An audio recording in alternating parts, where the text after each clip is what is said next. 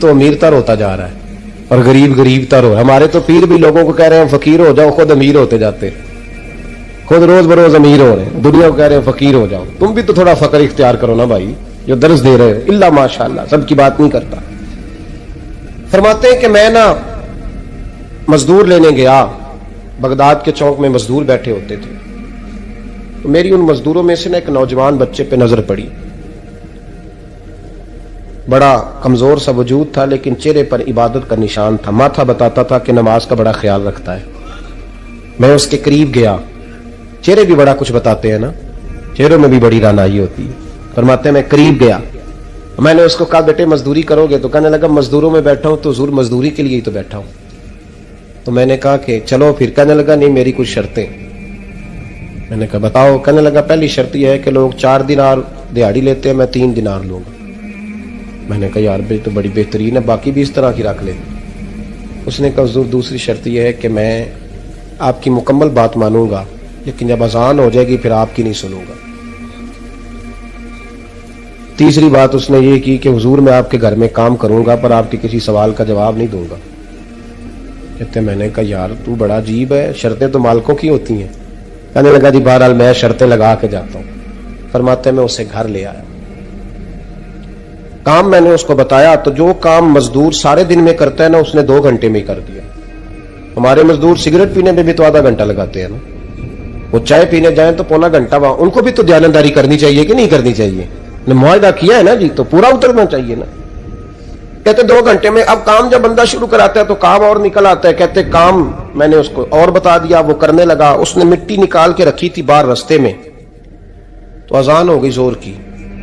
اس نے وہیں کدال چھوڑی کئی اور چلنے لگا. تو میرا بیٹا کہنے لگا اس کو ذرا برابر کر دو. کہنے لگا چپ کر جا, تیرے باپ سے بات ہوئی تھی, جب اذان ہوتی ہے تو میں کسی اور کی نہیں سنتا, صرف اللہ رسول کی سنتا ہوں. کہتے مسجد چلا گیا, نماز پڑھ کے آیا تو دوپہر کا وقت تھا. میری بیوی کہنے لگی اس کو کھانا کھا لے. کہتے ہم نے کہا کھانا کھا لو. تو کہنے لگا میں نے روزہ رکھا ہوا, رمضان بھی نہیں تھا, نفلی روزہ رکھا ہوا. فرماتے ہیں شام ہوئی, میں نے 3 دینار دیے. تو میں نے کہا تیرا نام کیا ہے؟ کہنے لگا میں نے آپ سے کہا تھا میں کسی سوال کا جواب نہیں دوں گا.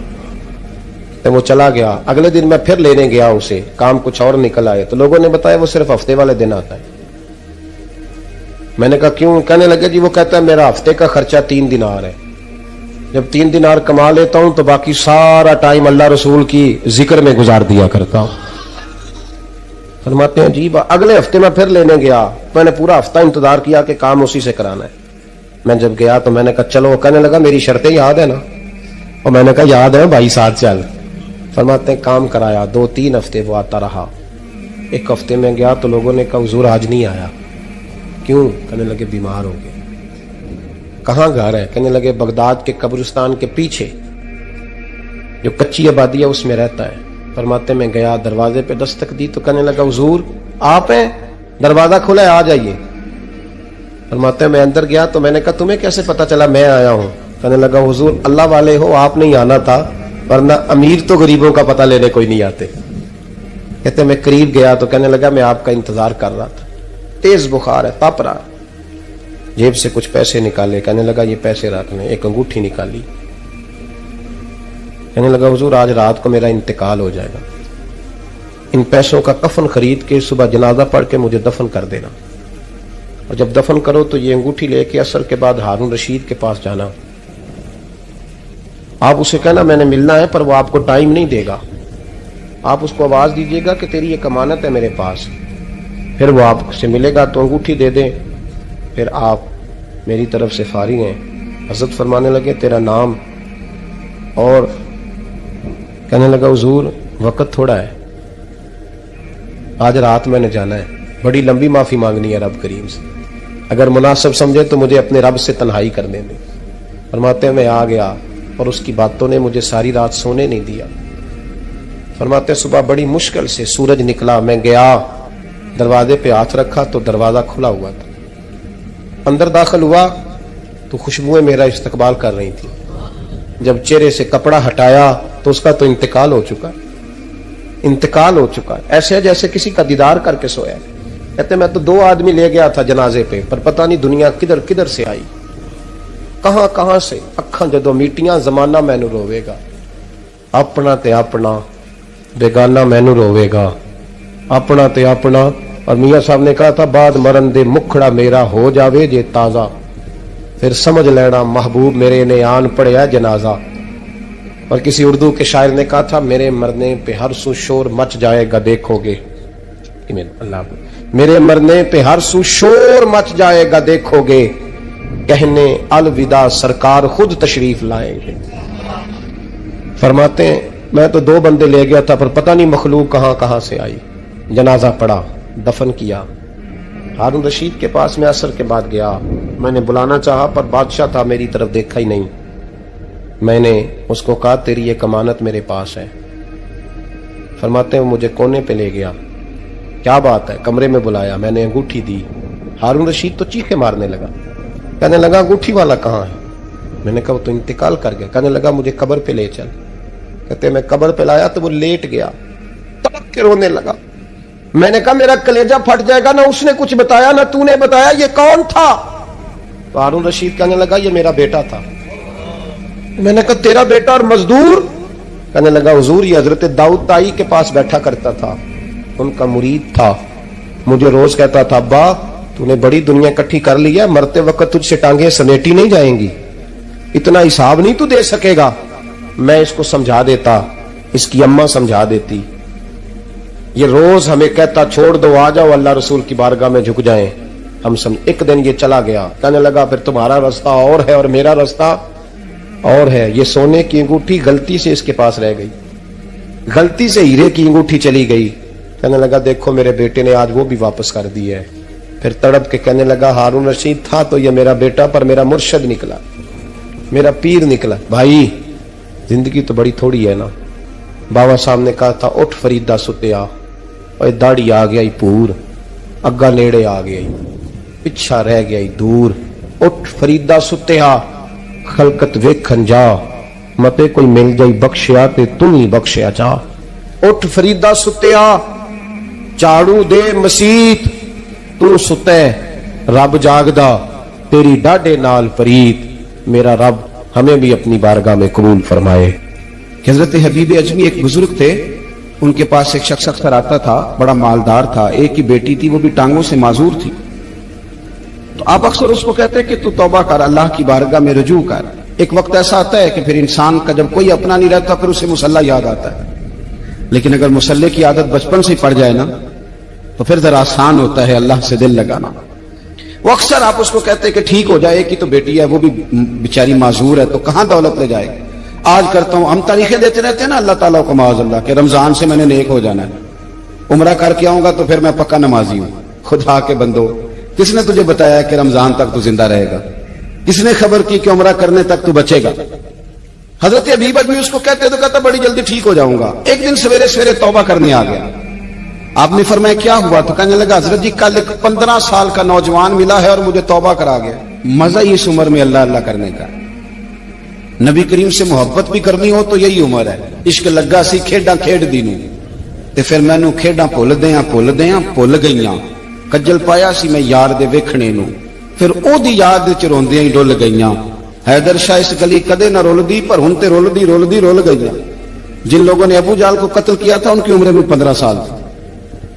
हम तो बड़े नहीं ना होते सारी जिंदगी, ना हमें को बड़ा होने देता है, हम बड़े ही नहीं होते, ये तो उम्र है कुछ कर गुजरने। 15 साल का नौजवान तौबा करा गया। तो आप हजरत हबीब अजमी कहने लगे वो कैसे? कहने लगा हजरत जी मैं कल मंडी गया था, मुझे कुछ सामान खरीदना था, तो बगदाद के बाजार से मैंने मछली खरीद ली 10 किलो, बाकी भी सामान तब खुद ले जा नहीं सकता था। तो मजदूर आपको पता है बेचारे आज भी सड़कों पर बैठे, तो मजदूर बैठे थे, तो उनमें एक नौजवान 14-15 साल का, चेहरे पे बड़ी रोशनी। मैंने उसको कहा बेटे मजदूरी करोगे? कहने लगा हुजूर मजदूरी भी करता हूं, पढ़ाई भी करता हूं, और जो अल्लाह को मंजूर हो उसकी इबादत भी करता हूं। मैंने उसे कहा कि ये मेरा सामान है फलां जगह पहुंचाना है, क्या लोगे? कहने लगा 3 दिनार मजदूरी। सौदा तय हो गया, उसने सामान उठा लिया। कहते हैं रस्ते में जोहर का वक्त हो गया। कहने लगा चचा अगर इजाजत दो तो नमाज पढ़ दूं। 15 साल का जवान। कहते मैं रख के ना वहां सामान तो फट्टे पे बैठ गया, वो नमाज पढ़ने चला गया। बाकी लोग देर से आए, वो बच्चा जल्दी आ गया। मैंने कहा बेटे आप जल्दी आ गए? कहने लगे नफल छोड़ दिए, आप यही ना समझ लें कि काम चोर है। मैं बाद में पढ़ लूंगा। कहते हैं वो दोपहर का वक्त, रमजान भी नहीं था, मैं उस बच्चे को, नौजवान, घर ले गया और मैंने अपनी बीवी से कहा कि बड़ा नेक है, नमाजी है, और रास्ते में ये भी हुआ है कि मैंने उसे एक दफा कहा है कि ये मुझे थोड़ी देर के लिए दे दो, गर्मी बड़ी है, तुम्हें पसीना आ रहा है, मैं उठा लेता हूं। कहने लगा नहीं चचा, मैं रिस्क हलाल खाता हूं, अगर आप उठाएंगे तो मैं 3 दिनार मजदूरी पूरी नहीं लूंगा, फिर पैसे कम करूंगा, मैंने तय किया है कि उठाऊंगा। तो कहते हैं मैंने अपनी बीवी को बताया तो बड़ी मुतासिर हुई, कहने लगी दोपहर का खाना पक गया, उसे को रोटी खा ले। रमजान भी नहीं था। कहते मैं बाहर निकला, उसको 3 दिनार थमाए, तो मैंने कहा बेटे एक बात मेरी मानोगे? कहने लगा बताइए। मैंने कहा खाना पका है खा लो। कहने लगा मैं माफी चाहता हूं, मैंने रोजा रखा हुआ है। हुजूर ने हुक्म दिया, हुक्म, नबी करीम ने हुक्म दिया, बुखारी मुस्लिम की हदीस है, फरमाया नौजवानों अगर तुम्हारे पास ताकत है तो निकाह कर लो वरना रोजे रखो। हुक्म दिया, या निकाह और या रोजे, ये सरकार का हुक्म है। भाई नफली रोजा नफ्स की कुव्वतों को कुचलता है, इंसान में नौरानियत और रूहानियत लाता है। कहते वो कहने लगा मैंने रोजा रखा है, मैं और मुतासिर हो गया। मैंने कहा अब क्या करोगे, कहीं और जाना है? कहने लगा नहीं, मैं जिस दिन 3 दिनार कमा लेता हूं फिर मैं मजीद लालच नहीं करता, बाकी वक्त या कुरान मजीद पढ़ता रहता हूं या नबी पाक पे दुरूद शरीफ पढ़ता रहता हूं। आप बताएं। तो मैंने कहा कि इफ्तार मेरे साथ कर लो। कहते हैं मैं उसे मस्जिद छोड़ाया और खुद मैं लौट आया। इफ्तार के बाद मैं उसे लाया, खाना खिलाया, इशा पढ़ी, उसका घर दूर था, मैंने ड्राइंग रूम खोल दिया, बैठक खोल दी, वहीं वो सो गया। मेरी 20 साल की माजूर बच्ची कभी चल नहीं सकती थी, कोई तबीब कोई हकीम मैंने छोड़ा नहीं था, इसको दिखाया ना हो। एक ही बेटी, वो भी माजूर पैदाइशी। उसके कमरे में गए, मियां बीवी उसे खाना खिला और बताया बेटे एक नौजवान है, बड़ा नेक है हमारे घर में आज, बड़ा परहेजगार। पता है हुजूर ने क्या फरमाया?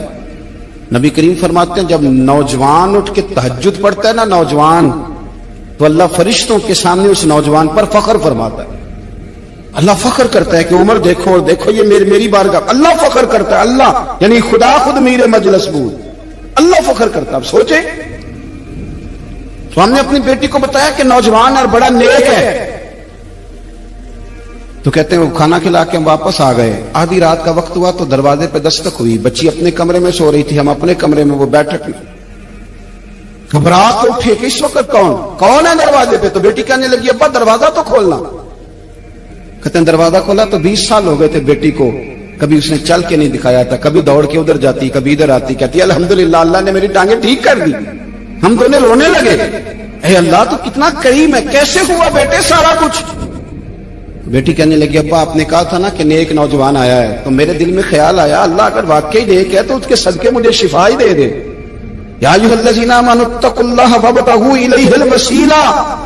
तो कहने लगी अभी मेरी दुआ भी पूरी नहीं हुई तो रब करीम ने फजल किया है और मुझे शिफा अता कर दी। कहते हम दौड़ के उसके कमरे में गए और जब हमने हाथ रखा तो दरवाजा पहले से खुला था, एक खत छोड़ गया था। आजकल के पीर की करामत होती तो फेसबुक पे दे देता, बाकियों को भी जरा बोल पता चले। कहते हैं वो खत छोड़ गया अपने बिस्तर पे कि अगर तुम लोगों को मुझसे मोहब्बत हो गई है तो मेरे पीछे ना दौड़ना, उस रब की बारगाह में झुकना जिस रब ने मेरे ऊपर भी फजल फरमाया है और आप पर भी करम फरमाया। मेरे नौजवान दोस्तों, ये जो बचपना हमें लोग कहते हैं ना अभी बच्चे हो, अभी जब आप बालिग हो गए तो नमाज फर्ज हो गई, सच बोलना जरूरी हो गया, रिस्क हलाल खाना जरूरी हो गया। हजरत अबू ज़र गिफारी रज़ी अल्लाह तआला अन्हु फरमाते हैं मैं अपने मातहतों के हक में बड़ा सख्त था, सख्त की मेरी तबीयत, मेरे गुलामों की जुर्रत ही नहीं थी कि वो मेरे सामने गुफ्तगू कर सकें और ठहर भी सकें। फरमाते हैं जिस दिन मैं कलमा पढ़ने गया, जिस दिन मैं हुजूर की बारगाह में, तो मैंने कहा हुजूर कोई खास नसीहत? तो नबी पाक ने फरमाया मेरी नसीहत तेरे लिए ये है कि जैसा तूने खाना है वैसा ही गुलाम को खिलाना है, जैसा तूने पहनना है वैसा ही गुलाम को पहनाना है। हजरत अबू ज़र कहते हैं जो मेरे अंदर कमी थी वही मेरे नबी ने नसीहत कर दी, जो मेरे अंदर कोताही थी वही गैब जानने वाले रसूल ने बतला दी। फरमाते मैं घर गया, जब मैं जाता था तो मुलाजिमों का सांस खुश्क हो जाता था, वो कांपने हाँपने लगते थे कि जाने अब ये क्या करेगा। हजरत अबू ज़र गिफारी फरमाते मैं गया, एक शख्स से मैंने कहा खाना पकाओ, खाना पकाया, दस्तरखान पे लगाया और अपने सारे मुलाजिमों को कहा आओ यार मेरे साथ बैठ के रोटी खाओ, आओ सारे मेरे साथ बैठ के खाना खाओ। फरमाते उन्होंने खाना खाया, फिर मैं उनको बाजार ले गया, जैसे कपड़े मैं पहनता था वैसे मैंने उनके लिए भी खरीदे। फरमाते हैं मेरे गुलाम कहने लगे आका खैर तो है ना, खैरियत तो है ना, क्या हुआ, मिजाज मुबारक तो ठीक है, क्या क्या हो गया? और ये जो हम फिजा को इतना खूबसूरत देख रहे हैं, اور یہ جو ہم اتنی پیاری ریم جھم برستی دیکھ رہے ہیں یہ جاری رہے گی یا ایک دن کی ہے؟ تو حضرت ابو ذر غفاری رو پڑے، کہنے لگے اب تمہیں ابو ذر غفاری بدلا ہوا ملے گا، اس لیے کہ اب میں وہ نہیں رہا، اب میں رسول اللہ کا کلمہ پڑھ کے غلام مصطفیٰ بن گیا ہوں، اب میں بدل گیا ہوں، میری طبیعت بدل گئی۔ غلاموں کے حق میں حضرت مولا علی شیر خدا غلام کو لے کر کے گئے دکان پر، حضرت مولا علی غلام کو لے کر گئے کپڑے کی دکان پر، 2 جوڑے خریدے، ایک کم قیمت کا ایک زیادہ قیمت کا، ایک کم قیمت کا ایک زیادہ قیمت کا، 2 جوڑے خریدے۔ جب واپس لوٹے تو غلام سے کہنے لگے تو اپنا لے لے۔ غلام کو پتا تھا کہ اس زمانے میں ہوتا کیا تھا، اس نے کم قیمت کا جوڑا اٹھایا۔ حضرت علی فرمانے لگے عجیب آدمی ہے، یہ تو تیرا نہیں، یہ تو میرا ہے۔ اس نے کہا حضور کس طرح سے؟ آپ فرمانے لگے تیرے لیے قیمتی جوڑا اس لیے خریدا ہے کہ تو جوان ہے، اور میں نے اپنے لیے اس لیے چھوٹا خریدا ہے کہ میں تو اب بوڑھا ہو گیا ہوں، یہ تو حاجت نہیں۔ کہنے لگا حضور بوڑھے اور جوان کا مطلب نہیں، آپ علی ہیں، من کنت مولا فہذا علی علی مولا، علی مولا، آپ چونکہ مولا علی ہے اور آپ امیر المومنین ہیں، لہذا آپ نے تخت پر بیٹھنا ہے، آپ نے سلطنت کو چلانا ہے، آپ پہ نہیں ہے۔ حضرت علی فرمانے لگے تو میرا غلام بنا ہے نا، تو نے ابھی میرے نبی کا دیدار نہیں نہ کیا، تو بعد میں آیا ہے نا، اگر تو اس دور میں ہوتا تو جان جاتا کہ یہ عمل میرا ہے، پر اس کے پیچھے جو نصیحت کے پھول ہیں وہ مصطفیٰ کے عطا فرمائے ہوئے ہیں۔ تو بھائی یاد رکھیں، نبی کریم سید عالم صلی اللہ تعالی علیہ وآلہ وسلم نے تعین فرمایا مزدور کے حقوق کا، تعین کیا۔ حضرت حکیم بن حزام کہتے ہیں میں حضور کی بارگاہ میں بیٹھا تھا تو نبی پاک صلی اللہ علیہ وسلم سے میں نے کہا یا رسول اللہ آپ کو کون سا آدمی پسند ہے، کون سا محنت کرنے والا پسند ہے؟ تو حضور نے فرمایا جس کے دونوں ہاتھ کام کریں، دونوں پیر چلیں اور اس کی پیشانی پر پسینہ آئے، وہ بندہ مجھے بڑا اچھا لگتا ہے۔ جس کی پسینہ آئے، آج لوگ مزدوری نہیں کرتے، دائیں بائیں دیکھتے ہیں، لوگ اپنے اندر وہ توانائی، وہ غیرت، وہ خودداری پیدا نہیں کرتے۔ بھائی گردن کو جھکا دیتا ہے خیرات کا پتھر، جہاں میں مانگنے والوں کے سر کبھی اونچے نہیں ہوتے۔ اور ایک بار کہنے لگے غیرت ہے بڑی چیز جہاں نے تگ و دو میں پہناتی ہے یہ فقر کو تاج سردارا۔ اپنے اندر یہ توانائی پیدا کرنی چاہیے، یہ کوشش کرنی چاہیے۔ میرے نبی کریم صلی اللہ علیہ وسلم نے فرمایا تمہارے بعض گناہ ایسے ہیں جو صرف تم مزدوری کرنے جاؤ گے تو اللہ تمہاری مزدوری کی وجہ سے ہی تمہارے گناہ معاف فرما دے گا، اللہ تمہاری محنت اور کوشش کے سبب سے تمہاری ان غلطیوں سے درگزر فرمائے گا۔ حبیب کریم سید عالم صلی اللہ علیہ وسلم نے فرمایا مزدور جب قیامت کے دن آئے گا، بھئی عالم تو آیا، صوفی تو آیا، درویش تو آیا، صحابہ تو آئے، ان کا آنا تو شفاعت کے لیے شمار کیا گیا۔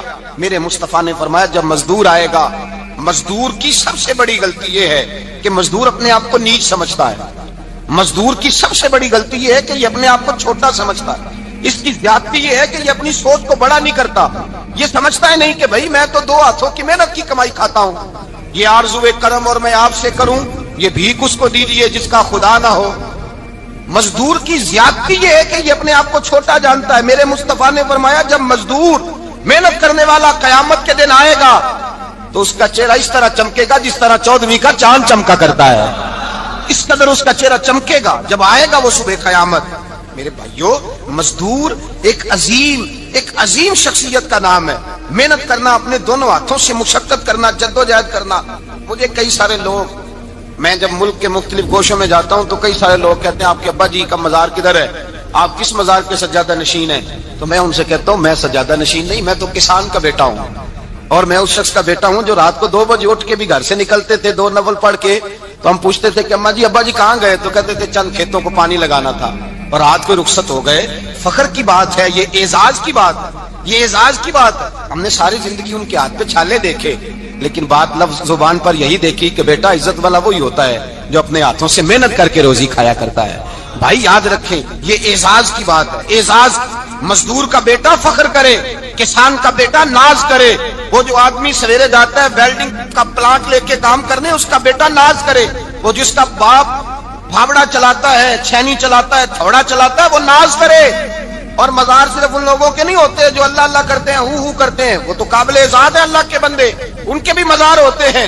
مزار وہ بھی ہوتا ہے جس کو میرے مصطفیٰ نے فرمایا القاسم حبیب اللہ، جو محنت کرتا تھا، ہاتھوں سے جدوجہد کرتا تھا، وہ بھی تو اللہ کا دوست ہے نا، اس کا بھی تو مزار ہے نا، اس کی بھی تو قبر پر انوار ہے جو اللہ کا محبوب ہو کے گیا۔ تو بھائی اپنا اعزاز جانے سمجھے اس بات کو. میرے مصطفیٰ کریم صلی اللہ علیہ وسلم مزدور کو عزت دیتے, وقار دیتے, اور جو حضور کے گھر میں خادم ہوتے ان کی ناز برداری کرتے. ہمارے گھر میں جو بی بی برتن دھوتی ہے وہ ہمارے ساتھ بیٹھ کے روٹی نہیں کھا سکتی, اس کو یہ اجازت نہیں ہوتی. ہمارا جو مزدور ہوتا ہے نا, ایک صاحب کہنے لگے یہ بچہ میرے پاس کام کرتا ہے, اس کے ابا جی بھی کرتے تھے.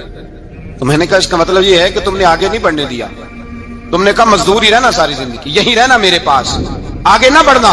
میرے مصطفیٰ کریم سید عالم صلی اللہ علیہ وسلم کے پاس جو لوگ کام کرتے تھے, محنت کرتے تھے, مشقت کرتے تھے. ہمارا ملازم ڈرتا ہے, کانپتا ہے, وہ بات کرتا ہے تو صاحب جی کہتے کہتے زبان تھکتی ہے, 100 دفعہ موڈ کو دیکھتا ہے, گالیاں کھاتا ہے بیچارہ, اس کی عزت نفس کو اچھالا جاتا ہے, اس کو رسوا کیا جاتا ہے, اور وہ بیچارہ رات کو رضائی میں منہ دے کے روتا ہے کہ یار میرے نصیب صرف اس لیے کمزور ہیں کہ میں غریب کے گھر میں پیدا ہوا ہوں. ہم احساس نہیں کرتے, اور مزدور کو کبھی موقع مل جائے جان چھوٹنے کا تو بھاگ جاتا ہے. ہمارا کردار اور اخلاق ایسا نہیں ہوتا. حضرت زید بن حارثہ رسول اللہ کے غلام تھے, نبی پاک کے گھر میں جھاڑو دیتے تھے, برتن مانجتے تھے. یہ بچپن میں اپنے قبیلے سے گم ہو گئے تھے, کسی نے اغوا کر کے لا کر کے بیچ دیا تھا, گم ہو گئے تھے. حضور کی بارگاہ عالی مرتبت میں لائے گئے. حضرت زید بن حارثہ سارا دن کام کاج کرتے. کوئی آدمی آیا ان کے علاقے کا, مکہ مکرمہ, ان کو پہچان کر واپس گیا ان کے قبیلے میں, اور جا کے بتلایا کہ تمہارا بیٹا تو محمد ابن عبداللہ صلی اللہ علیہ وسلم کے پاس. اس وقت حضور نے ابھی اعلان نبوت نہیں فرمایا تھا. ان کے والد حارثہ چچا لینے آئے, اور نبی پاک کے پاس آئے تو 2 تھیلیاں شرفیوں کی بھر کے لائے. کہنے لگے حضور یہ پیسے لے لیں, 2 تھیلیوں میں پیسے ڈالیں, دینار ہے, درہم ہے, حضور لے لیں, ہمارا بیٹا دے دیں. نبی پاک صلی اللہ علیہ وسلم نے فرمایا تمہیں غلطی لگ گئی ہے, پیسے پیچھے ہٹاؤ, میں زید کو بلاتا ہوں, میں زید کو, ادھر دیکھیے گا, میں زید کو, میں اسے بلاتا ہوں, اگر وہ جانا چاہے تمہارے ساتھ تو مجھے اعتراض نہیں لے جانا. چچا اور باپ کہنے لگے آپ عجیب بات کرتے ہیں, وہ غلامی چھوڑ کے نہیں جائے گا. آپ عجیب بات کرتے ہیں, وہ مزدوری چھوڑ کے بادشاہی اختیار نہیں کرے گا. ہم کھاتے پیتے لوگ ہیں, اس کی ماں ترس گئی ہے, اس کو ملنے کو بہنیں روتی ہیں, وہ جائے گا نہیں. میرے حبیب نے فرمایا تم نے ابھی یہ ذائقہ چکھا نہیں, تمہیں اس کا پتہ نہیں, تو میں بلاتا ہوں, اگر جانا چاہے تو پیسوں کی ضرورت نہیں لے جانا. حضرت زید کو پیغام دیا, آئے. حضور نے فرمایا وہ تمہارے والد کھڑے ہیں, وہ چچا ہیں, لینے آئے ہیں. جناب زید گئے, باپ کے گلے سے لگے. بچھڑے ہوئے باپ بیٹا ایک دوسرے کو مل کے کھل کے روئے.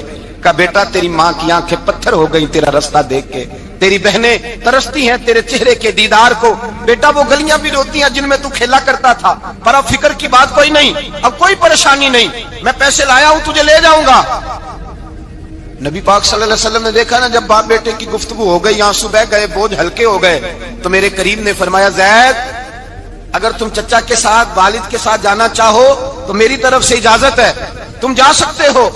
یہ لفظ کہے تو جناب زید دوڑ کے حضور کے قدموں میں آ کے بیٹھ گئے, حضور کے قدموں میں بیٹھ گئے. اور گویا فاضل بریلوی علیہ رحمہ نقشہ بیان کرتے ہیں, کہنے لگے تیرے قدموں میں رہوں, غیر کی ٹھوکر پہ نہ ڈال, میں جھڑکیاں کھاؤں کہاں چھوڑ کے صدقہ تیرا, اور تیرے قدموں میں جو ہے غیر کا منہ کیا دیکھے, کون نظروں پہ چڑھے دیکھ کے تلوا تیرا.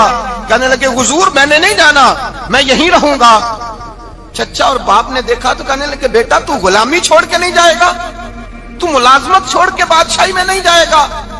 آپ کے والد کو آپ فرمانے لگے ابا جی ذرا 2 گھڑیاں یہاں رہ کے تو دیکھیں, یہاں 2 گھڑیاں رہ کے تو دیکھیں. فرمایا یہاں ملازموں کا وہ اعزاز ہے جو شہزادوں کا ہوا کرتا ہے, یہاں خادموں کی وہ عزت ہے. اور پتہ پھر ان کو مقام کیا ملا, یہ واحد شعبیاں جن کا نام اللہ نے قرآن پاک میں بیان فرمایا ہے, نام اللہ نے قرآن مجید میں بیان فرمایا. حضور کا اپنے غلاموں کے ساتھ جو تعلق تھا, اپنے ملازموں کے ساتھ جو رشتہ تھا. بڑا آدمی آتا ہے نا, بڑا آدمی, تو لوگوں کی سانس سوکھ جاتے ہیں, اٹھ کے ملتے ہیں, بڑا کچھ کرتے ہیں. مزدور آتا ہے تو لوگ اوے کہہ کے پکارتے ہیں, ان کو خبر ہی نہیں کہ اس شخص کا اعزاز کتنا ہے. حضرت انس بن مالک رضی اللہ تعالیٰ عنہ فرماتے ہیں میں چھوٹا سا تھا, میری اماں مجھے حضور کے گھر چھوڑ گئی, میں نے 10 سال نوکری کی نبی پاک کی. کتنے سال بولیے, 12ویں دن لوگ کہتے ہیں بس بھائی ختم ہو گیا, اب فرینکنس ہو گئی ہے, اب جو مرضی تیرے ساتھ کریں گے. 10 سال نوکری کی میں نے, لیکن جناب انس فرماتے ہیں نبی پاک نے کبھی مجھے اف تک بھی نہیں کہا تھا, اف تک بھی نہیں کہا تھا, اف تک بھی. حضور نے بھیجا جاؤ فلاں آدمی کو بلا کر کے لاؤ. حضرت انس بن مالک رضی اللہ تعالیٰ عنہ فرماتے ہیں میں بلانے گیا, بچہ تھا چھوٹا سا, رستے میں بچے کھیل رہے تھے تو میں ان کے ساتھ کھیلنے لگا, محو ہو گیا, مجھے پتہ ہی نہ چلا. وقت کا. حضور نے جب مجھے بھیجا تو فرمایا جلدی جانا اور جلدی آنا. اب مجھے خبر ہی نہیں, بڑی دیر ہو گئی. حضور وہاں انتظار کر کر کے خود تشریف لائے. کہتے جب نبی پاک آئے تو میں بچوں کے ساتھ کھیل رہا تھا. حضور نے جب مجھے کھیلتے ہوئے دیکھا, میری اچانک نظر پڑی تو میرے ہوش اڑ گئے. حضور نے تو کہا تھا جلدی آنا, اور میں یہاں کھیلنے لگا. یہاں اتنا الجھا کہ مجھے خیال نہیں رہا کس کام آیا ہوں. حضرت انس فرماتے ہیں میں ڈرنے لگا.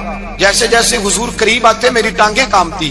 فرماتے ہیں جب نبی پاک قریب آئے تو قربان جاؤں معصوم آمنہ کے, فرماتے ہیں حضور نے میری گردن پہ تھپکی دی اور حضور نے ہنس کے فرمایا او بھائی لگتا ہے تو کھیل میں گم ہوا ہے, تو تجھے یاد ہی نہیں رہا میں نے کس کام بھیجا تھا, تجھے یاد ہی نہیں رہا. کہا یا رسول اللہ صلی اللہ علیہ وسلم میں بھول گیا تھا, میں ابھی جاتا ہوں.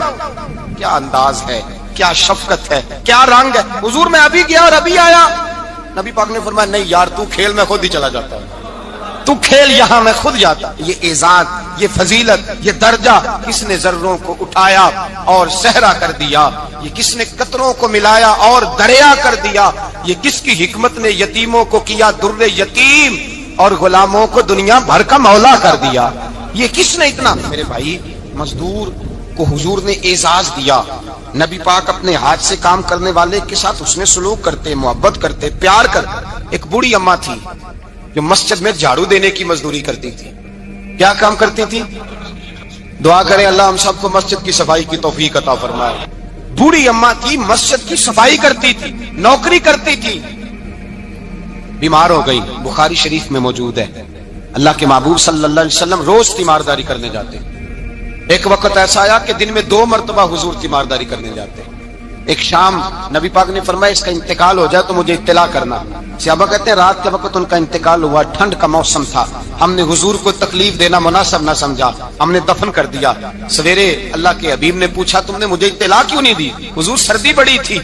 کون جاتا ہے مزدوروں کے جنازوں میں, کون جاتا ہے مزدوروں کے جنازے میں. یہاں تو اب جنازے بھی سیاسی ہو گئے ہیں. اب تو کوئی بہت بڑا امیر آدمی فوت ہو جائے تو وہاں رش ہوتا ہے, وہاں رش ہوتا ہے. غریبوں کا تو جنازہ بھی کوئی نہیں پڑتا. حضرت جناب سیدنا ابو ہریرہ رضی اللہ تعالیٰ عنہ فرماتے ہیں حضور نے فرمایا مجھے اطلاع کیوں نہیں دی؟ تمہیں اس کے اعزاز کا نہیں پتا؟ وہ مزدور تھی, مسجد میں جھاڑو دیتی تھی, تم نے خبر ہی نہیں دی. حضور وصال ہو گیا, فرمایا چلو مجھے بتاؤ قبر کہاں ہے. حضور سارا کچھ جانتے ہیں لیکن یہ ساری تمہید اس لیے بیان کی کہ ایک مزدور کی شان واضح ہو جائے. فرمایا بتاؤ قبر کہاں ہے. صحابہ کہتے ہیں ہم قبر پہ لے گئے تو میرے نبی نے فرمایا صفے بناؤ میں دوبارہ جنازہ پڑھاؤں. اب بڑی خوبصورت بات آئی, ساری خوبصورت تھی, بڑی پیاری بات آئی. دنیا میں سب سے حسین چہرہ اللہ نے اپنے رسول کو عطا فرمایا ہے. نبی پاک کا چہرہ بھی حسین ہے. مکھ چند بدر شاہ شانی ہے, متھے چمک دی لاٹ نورانی ہے, کالی زلف تے اکھ مستانی ہے, مخمور اکھی ہیں مد بھری. پیارا چہرہ ہے حضور کا. جتنا چہرہ پیارا تھا اتنے ہی حضور کے اخلاق بھی بڑے پیارے تھے.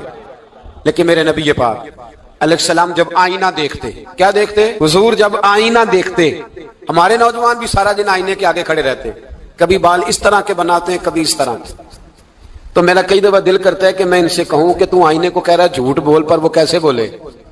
تو کہہ رہا ہے آئینے کو کہ تو کیا سب سے پیارا تو ہی لگ رہا ہے, پر وہ کیسے بولے؟ اس نے تو سچ بتانا ہے. ان کو آئینہ جو دکھایا تو برا مان گئے. تو میرے عزیز یاد رکھیے گا نبی پاک صلی اللہ علیہ وسلم بھی آئینہ دیکھتے. آئینہ دیکھنا حضور کی سنت ہے. کوئی سنت سمجھ کے آئینہ دیکھے گا تو ایک دفعہ دیکھنے پر 100 شہیدوں کا ثواب ملے گا. لیکن نبی پاک صلی اللہ علیہ وسلم آئینہ دیکھتے کیا کہتے؟ اللہم انت حسنت خلقی فحسن خلوقی. یا اللہ, یہ دیکھیں حضور نے ہمیں سکھایا ہے, یا اللہ جس طرح تو نے میری صورت اچھی بنائی ہے میری سیرت بھی اچھی بنا دے. یہ ہمیں سکھانے کے لیے دعا. یا اللہ جس طرح صورت اچھی بنائی ہے, جس طرح تو کہتا ہے نا اس دفعہ اس وقت دیکھ لو کپڑوں پہ کوئی داغ نہیں, تو دعا کیا کر باطن کے بھی اللہ داغ دور فرما دے, یہ والا سارا معاملہ بھی ٹھیک ہو جائے. آخر کی طرف آتا ہوں. فرمایا جب کھانا کھانے لگو تو دعا مانگو, اور ایک روایت میں فرمایا یہ دعا پڑھ لو, کھانے میں زہر بھی ہوگا تو تم پہ اثر نہیں کرے گا. کھانے پہ ایسے میں بڑی تکلیف سے کہتا ہوں کہ آج بھی ہمیں کہنا پڑتا ہے کہ بہت سارے لوگ ایسے ہیں جو ابھی بھی کھانے سے پہلے بسم اللہ نہیں پڑھتے. یار بڑے افسوس کی بات نہیں, بڑے افسوس. حضور نے دعا سکھائی, میں یہ دعا پڑھو گے تو زہر بھی ہوگا تو اثر نہیں کرے گا. بسم اللہ الذی لا یضر مع اسمہ شیء فی الارض ولا فی السماء یا حی یا قیوم, جس کی برکت سے زمین و آسمان میں کوئی چیز بھی نقصان نہیں دیتی, اور اے اللہ اے ہمیشہ زندہ رہنے والے اور قائم رہنے والے. یہ نبی پاک اور ایک حدیث میں اور بھی دعا آئی ہے. بسم اللہ شریف تو خیر بخاری میں موجود ہے, مسلم میں موجود ہے. بسم اللہ والا برکت اللہ بھی ایک حدیث میں نبی پاک صلی اللہ علیہ وسلم نے ارشاد فرمایا. اور جب کھانا کھا چکے پھر کہا دعا مانگو, الحمدللہ الذی اطعمنا وسقانا وجعلنا من المسلمین. اللہ تعالیٰ کا شکر ہے جس نے ہمیں کھلایا بھی پلایا بھی اور مسلمان بھی بنایا.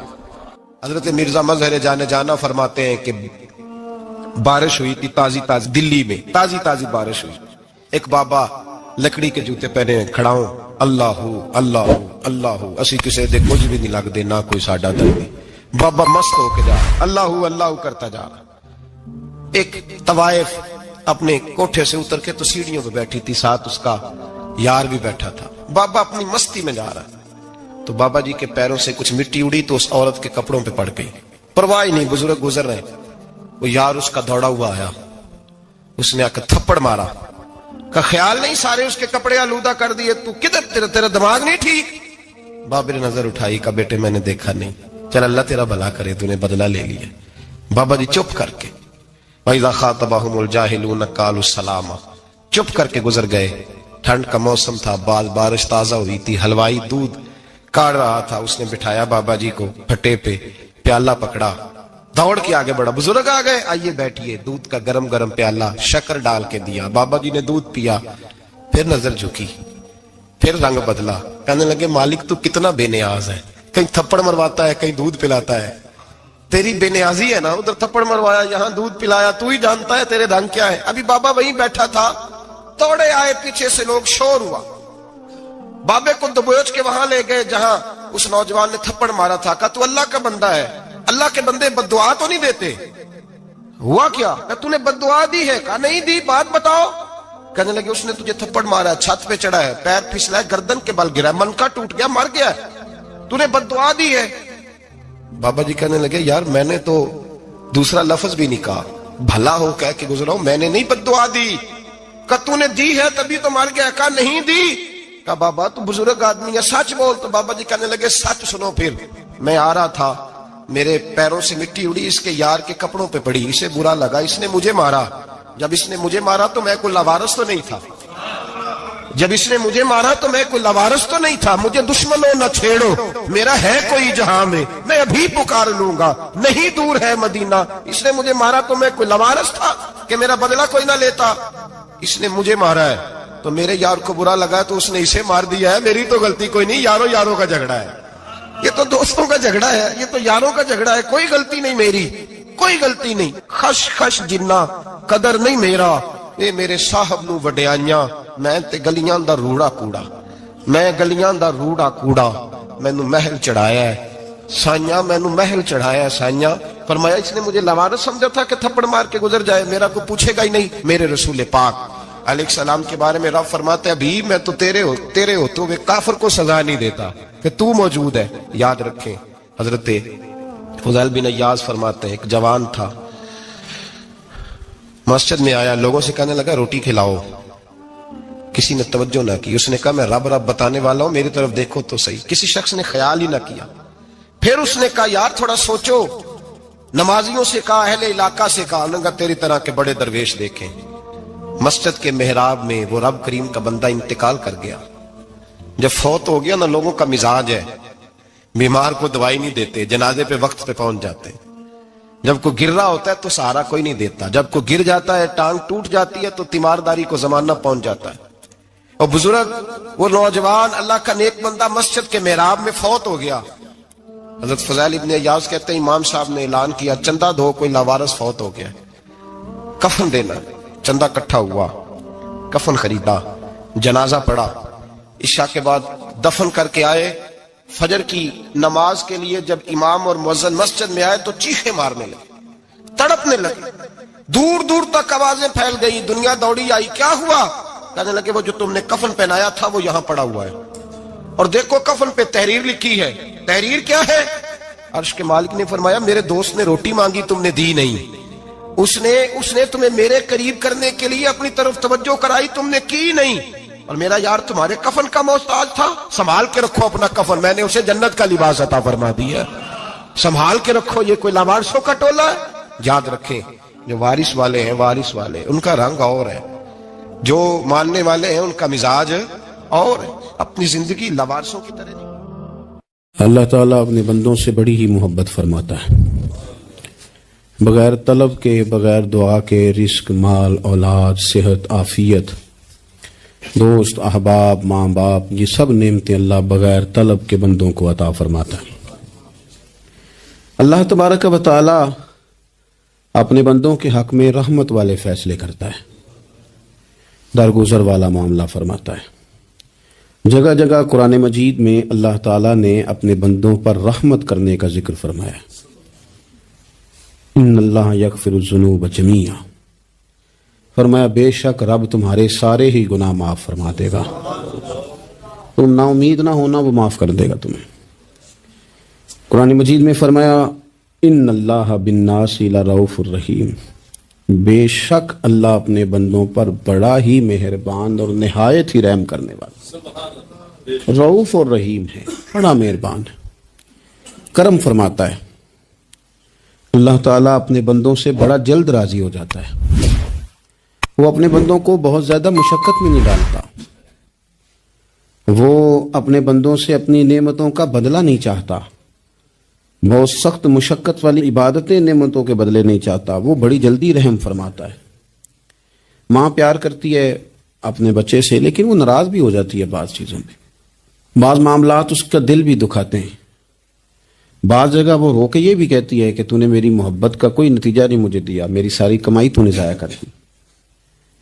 والد بہت ساری جگہوں پہ ناراض ہوتا ہے، شکوہ کرتا ہے، کہتا ہے میری بیماریوں کی، پریشانیوں کی، بڑھاپے کی، کمزوریوں کا سبب بیٹے تو ہی بن گیا، یہ ساری تکلیفیں تو ٹھیک ہو جائیں تو میری شاید عمر بھی بڑھ جائے، صحت بھی ٹھیک ہو جائے، میں زیادہ دیر جوان رہ سکوں۔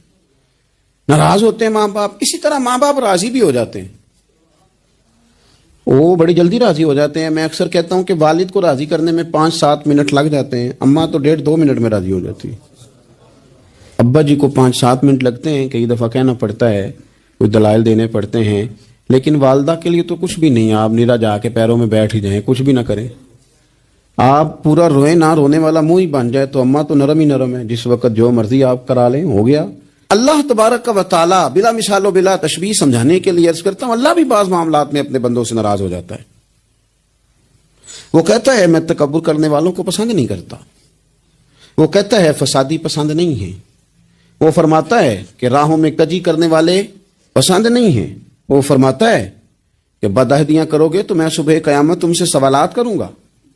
اللہ تبارک و تعالیٰ بہت ساری چیزوں کو ناپسند کرتا ہے، ناراض ہو جاتا ہے، بلکہ نبی پاک صلی اللہ تعالی علیہ وسلم نے فرمایا تم بات کرتے کرتے کوئی ایسا جملہ بول دیتے ہو کہ رب اتنا ناراض ہوتا ہے کہ تمہیں پتہ بھی نہیں ہوتا، تمہارے لیے جہنم کا فیصلہ کر دیتا ہے۔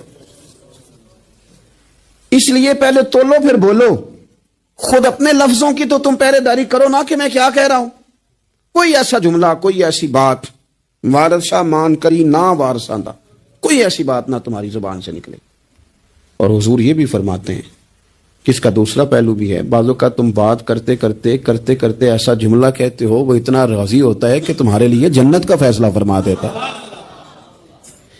مسلمان کو اب یہ حکم ہے، اس ساری گفتگو کا نتیجہ یہ ہے کہ وہ اپنے جذبات پر، خیالات پر، نگاہوں پر، زبان پر، کانوں پر تھوڑی توجہ دے، بے لگام نہ بنے، بے ترتیب نہ بنے، جو طبیعت میں آئے کر نہ گزرے، تھوڑا سا نہ سوچے سمجھے اور تھوڑا سنبھل کے چلے، کبھی ان کاموں کی طرف نہ جائے جن سے رب ناراض ہو جاتا ہے، ان کاموں کی طرف بڑھے جن سے اللہ راضی ہوتا ہے۔